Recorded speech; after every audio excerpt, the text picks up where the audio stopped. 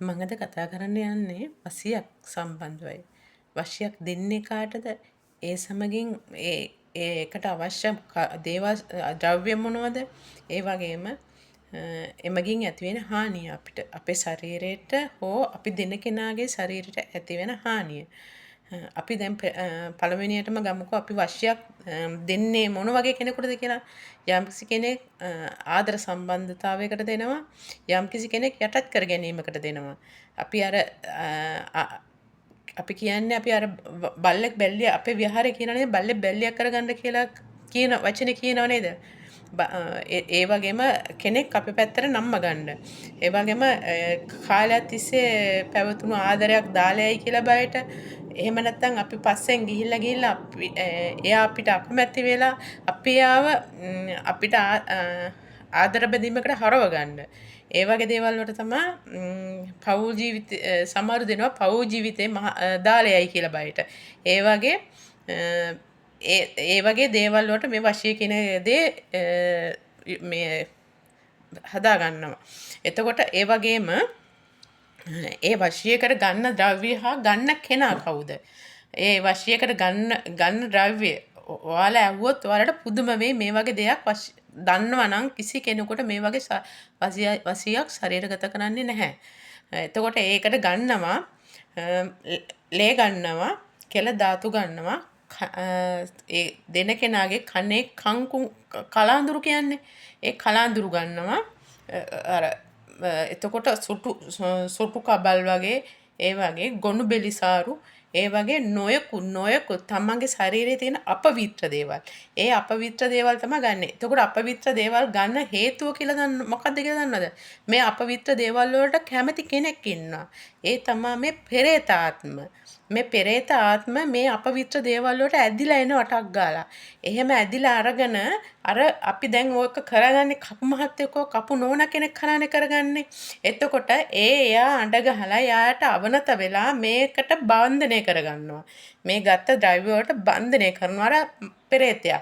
එතකොට පෙරේතයා කියන්නේ සමහර වෙලාවට හැම පෙරේතෙම නෙමෙයි කළු කුමාර ආදර සම්බන්ධයකට වගේ කළු කුමාර පෙරේත ආත්මයන් ඒ වගේ සාමාන්‍ය ඔය යටත් කර ගැනීමකට වෙනම ඒ කැටගරි තියෙනවා. ඒගොල්ලන් ගිය තැන් ගිය ආත්මවල කැටගරි තියෙනවා. ඒ වගේ කෙනෙක් අදාළ කෙනෙක් ඒකට ගන්නවා.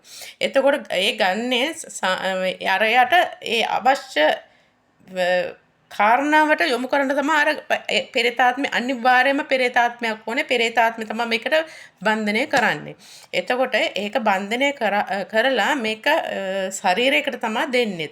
කවුරු හරි දෙන කෙනා අපි කැමති කෙනාගේ ශරීරගත කරන්නයි මේ දේ අපි හදාගන්නේ. එහෙම වුණාම අපි දැන් කෙනෙකුට ශරීරගත කරන්න දුන්නා කියමුකෝ. එතකොට අපිට අර මිනිස්සෙක් දැන් අපි කියමුකෝ මේ මිනිස්සයා මොකක් හරි ප්‍රශ්නයක් තියෙන නිසානේ මේ මිනිස්සුන්ට මේ දෙන්නේ. එතකොට මේ මිනිස්සයාට අර පෙරේතෙක් ජොයින් කරාම මේ මිනිස්සයා තවත් හොඳ වෙයිද?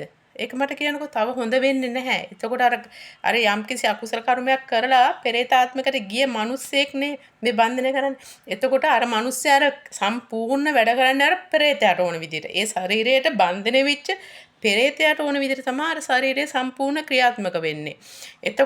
එතකොට වෙන්නේ අර තිබ්බට වැඩිය අර මිනිස්සයාගෙන් ප්‍රශ්න ඇති වෙන්න පුළුවන්. එතකොට මේ මිනිස්සයාගේ අර අපි කියමුකෝ එක්ක නිදා ගන්නවා, එක්ක ලෙඩ වෙනවා. ඒ වගේ මේ කැන්සර්, ගෙඩි ඒ වගේ අසනීප වෙනවා. එතකොට අර මිනිස්සයා වැඩපලක් කරන්නේ නැහැ. ඒ මිනිස්සයා නිකන් අර පෙරේතාත්ම විදිහට තමයි හැසිරෙන්නේ. මේ මිනිස්සයාගේ සම්පූර්ණ ජීවිතවල හිටපු ක්‍රියාපරිපාටිය තමයි අර මිනිස්සයාගේ ශරීරගත වෙලා ඒ මිනිස්සයා හසුරවන්නේ. කෑම බීමද ඇඳුම් පැළඳුම්ද හැමදේම. ඒක පෙරේතෙක් වගේ. අර අපි සාමාන්‍ය කියන්නේ මේ මූණන් ජීවත් වුණත් පෙරේතෙක් වගේ වැඩ කරන්නේ කියලා අපි බයිනවා නේද? නපුරු අයට. එතන අන්න ඒ වගේ පෙරේතෙකුට තව පෙරේතෙක් දැම්මම කොහොමද බලන්නකෝ ඒකෙන් එන මේ අපිට එන මේ අවසානට එන එන්ඩ් එක මොකද්ද කියලා ෆීඩ්බැක් එක මොකද්ද කියලා හිතන්නකෝ. අන්න ඒක තමයි වෙන්නේ. ඒතකොට සාමාන්‍ය මිනිස්සුයෙකුට එහෙම කරන්න හොඳ නෑ. හොඳ නෑ. මිනිස්සෙක් පාප කර්මයකට ගිය මිනිස්සෙක් ආයේ ඇදලා පාප කර්මයකට දාලා හිර කරන්න හොඳ නෑ. ඒතකොට අර ශරීරෙට හිර වෙලානේ ඉන්නේ. එහෙම වුණාම වෙන්නේ තමන්ගේ ආර්ථිකය බහිනවා. අසනීප වෙනවා. පළවෙනියට ගහන්නේ ආර්ථිකයට. යම්කිසි විනයකට බැස්සොත් කවුරු හරි පළවෙනියට ගහන්නේ තමන්ගේ ආර්ථිකයට. මොකද අර මිනිස්සයා ලෙඩ වෙනවා, ප්‍රශ්න ඇති වෙනවා ගෙදර.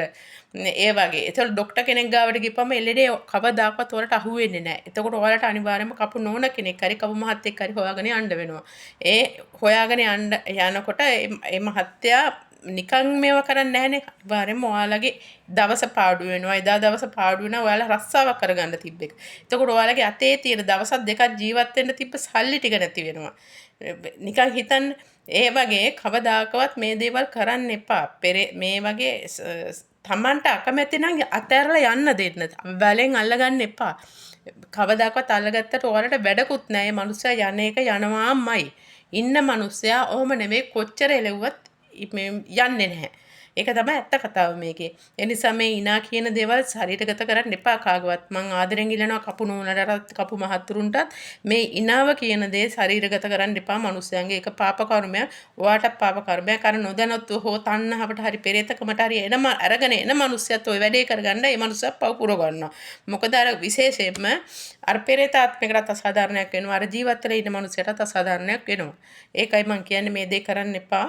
ඒ වගේම මේ ඔයාලට යම් කිසි දෙයක් අනිවාර්යයෙන්ම කැවුනොත් අනිවාර්යයෙන්ම මේක ඉවත් කරන නම් කපු නෝන කෙනෙක් කපු මහත්තයෙක් අවශ්‍යමයි. මෙයාලා මේක කරනවා සාමාන්‍ය තමන්ගේ අවස්ථාව අධිකමටත් කරනවා. තමන්ගේ ආර්ථිකය ගොඩ ගන්නත් මේ වගේ ගොඩ නගා ගන්නත් මේ වගේ දේවල් කරනවා. සල්ලි විශේෂයෙන්ම සල්ලි වලට තමයි මේ දේවල් කරන්නේ. ඒ නිසා කවදාකවත් මේ වගේ ඉනාවවල් වශී කාගවත් ශරීරගත කරන්න එපා. මේක මහා ලොකු පාප කර්මයක්. ඒ වගේම තමන් පිරිහෙනවා. තමන්ගේ කවදා හරි අපිත් මැරෙනවා. අපිත් මේ පාප කර්මය අනිවාර්යයෙන්ම ගෙනියනවා. ඒ ගෙනිච්ච දවසට අර අපි අල්ලගත්ත පෙරේතට වැඩිය ඩබල් අපිට ගෙවන්න වෙනවා. ඩබල් එකේ අපිට ගෙවන්න වෙනවා. ඒ නිසා ඒ දේ කරන්න එපා. මොන හරි ඔයාලට අවස්ථාවක් තියෙනවා නම් මොන හරි දෙයක් තියෙනවා නම් මම ඒ කරුණු අරගෙන එන්නම්. මම ගොඩාක් මේ දේවල් මම දන්න තරමින් මේ දේවල් මම ඔයාලත් එක්ක කතා කරගන්නවා. මම ගවේෂණ කරපු දේවලුත් මට ලැබිච්ච අත්දැකීම් අනුවත් ඒ වගේම මම කතා කරන භාෂාවෙන් මම මේ කියන්නේ මම ඒ සියලු දේ ඔබ වෙතට ඉදිරියට ගෙන එනවා. ඔබ කැමති නම් කමෙන්ට් එකක් දාන්න. බැලලා හරි ආයෙම නෙවෙයි මේමයි කියලා හරි කමෙන්ට් එකක් දාන්න. නැවත වීඩියෝ එකකින් හමු වෙමු. සුබ දවසක්.